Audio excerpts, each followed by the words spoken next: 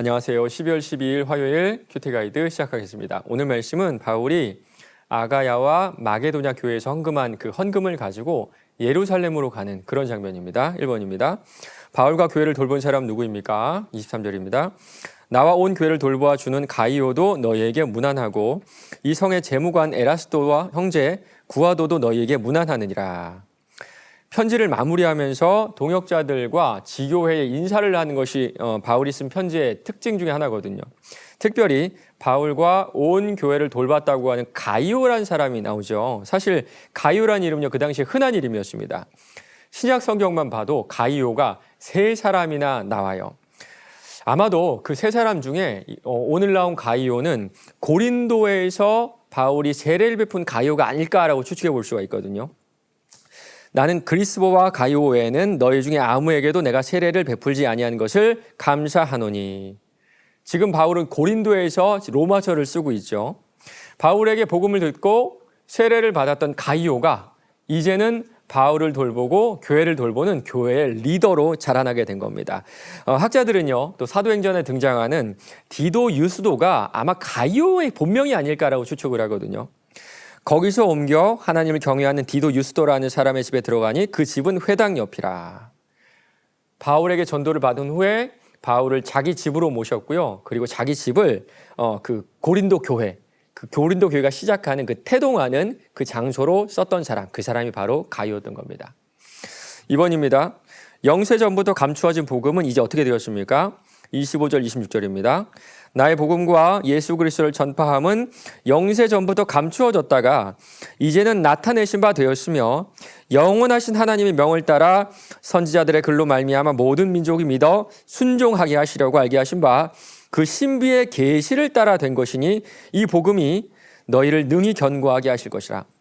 바울은 지금까지 복음을 전했는데 그 복음은요, 아주 오래전부터, 정말 아주 오래전부터 감추어졌던 비밀이었죠. 특별히 감추어졌다 이 말은요, 하나님께서 능동적으로 감추셨다라는 의미를 품고 있습니다. 26절은요, 우리가 네 부분으로 나눠볼 수가 있는데 특별히 전치사를 중심으로 번역하면 이렇게 볼 수가 있어요. 첫 번째는요, 선지자들의 글로 말미암아. 두 번째는요, 영원하신 하나님의 명령을 따라. 세 번째는요, 믿음의 순종을 위하여. 네 번째는요, 모든 이방인들을 위해서. 먼저는요, 이사야서나 예레미야서 같은 선지서에 이미 복음이 드러나 있죠. 두 번째는 이 모든 것이 하나님의 주권적인 명령하에서 이루어졌다는 겁니다. 세 번째는요, 불신자를 믿어 순종케 하기 위해 주신 말씀이고, 네 번째는 이방인들을 구원하기 위하여 주신 말씀이라는 겁니다. 종합해 보면요, 로마서를 기록한 목적은 이미 구약 성경에 기록된 하나님의 뜻에 따라 모든 이방인들이 예수를 믿어 순종하게 하기 위함이에요. 3번입니다. 바울은 누구에게 영광을 돌립니까? 27절입니다. 지혜로우신 하나님께 예수 그리스도로 말미암아 영광이 세세 무궁토록 있을지어다. 아멘. 바울은 드디어 이 로마서 참 긴 편지를 마무리하는데요, 하나님을 찬양하는 축도로 마무리하죠. 27절을 우리가 조금 더 원문을 살려서 번역하면 이렇게 할 수가 있습니다. 유일하시고 지혜로우신 하나님께. 한글 성경은 이 유일하다라는 뉘앙스가 빠져 있거든요. 바울은 편지를 마무리하면서 가장 먼저 하나님은 어떤 분이신가? 유일하신 분이시다라는 것을 밝히고 있어요. 그리고 지혜로우신 그 구원의 계획을 찬양하고 있습니다.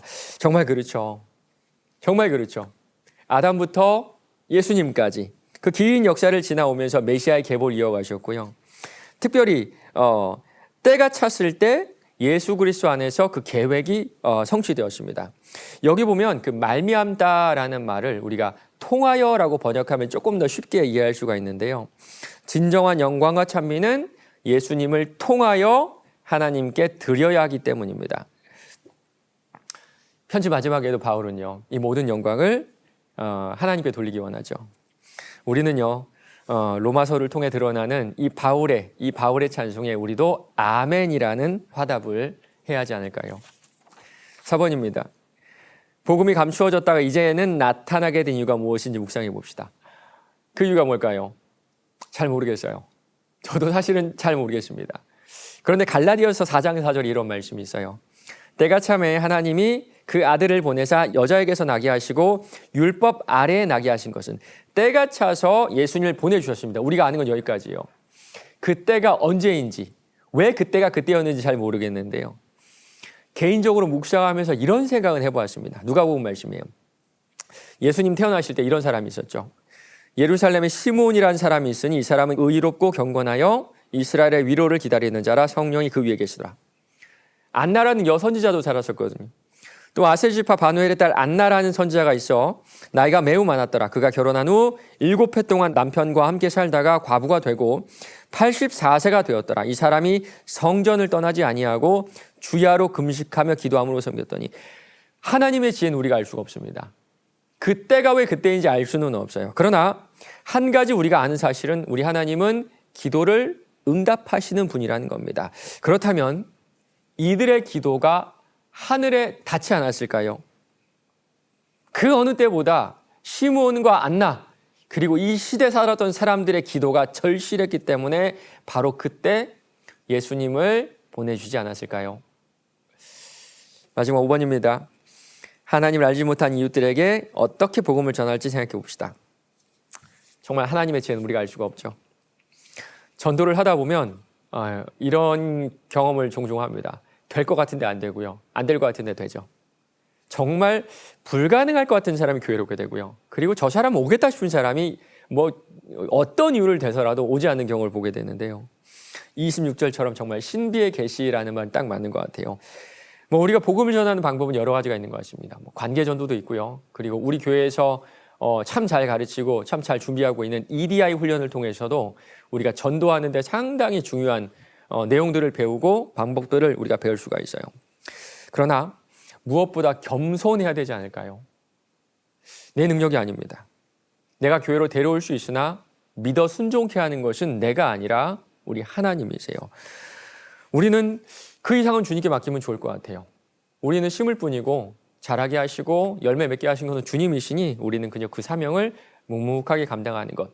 우리가 할 수 있는 것은 여기까지가 아닐까요?